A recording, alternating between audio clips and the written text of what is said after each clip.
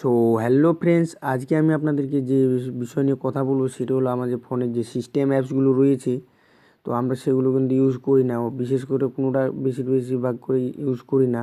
তো অনেক অ্যাপস আমরা ইউজ করি না যে সিস্টেম অ্যাপসগুলো রয়েছে, অ্যান্ড আমরা এগুলো আবার ফ্রি ইনস্টল অ্যাপস বলে থাকি। তো এই অ্যাপসগুলোকে কিন্তু ডিলিট করার চেষ্টা করলে পরে ডিলিট করা যায় না।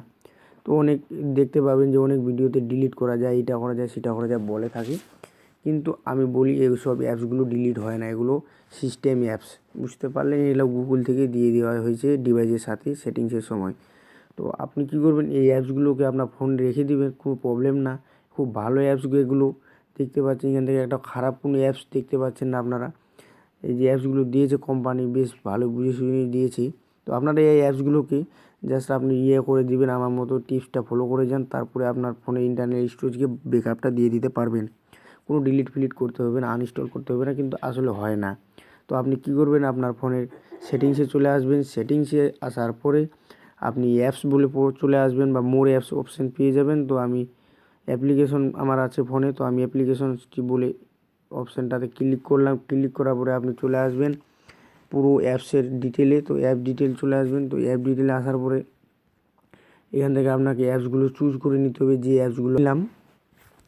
আমি একটা গুগল প্লে মুভির অ্যাপস নিয়ে নিলাম। তো এখান থেকে আপনি দেখতে পাবেন যে ফোর স্টপ বা ডিজেবল লেখা থাকে। তো ডিজেবল করতে গেলে আসলে ডিজেবল করলে হবে না, আপনাকে প্রথমে ক্লিয়ার ডাটা ক্লিয়ার ক্যাশ করে নিতে হবে অ্যাপসটির পুরোভাবেই। তারপরে আপনি এখানে ফোর স্টপ বলে লেখা পাবেন একটি অপশান। তো এই যে উপরে এখানে তো ফোর স্টপ বলে একটি অপশান পাবেন। তো ফোর স্টপে আপনি ক্লিক করে দিবেন। তারপরে আপনি দেখবেন যে এই অ্যাপসটি আর কোনো আপনার ভিতর থেকে ডাটা নেবে না, ডিসেবল করে দিবেন এখান থেকে। তো ডাটা কোনো ক্রিয়েট করতে পারবে না, ডেটা কোনো নিতে পারবে না, সংগ্রহ করতে পারবে না সে।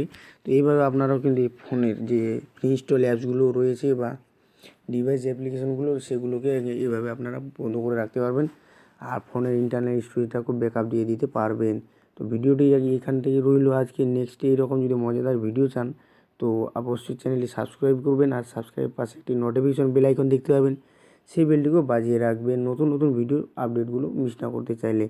আর ভিডিওটি যদি ভালো লাগে একটা লাইক দিবেন, কমেন্ট করবেন, কমেন্টে মতামত জানাবেন। সো এখানে রইল, অল দ্য বেস্ট।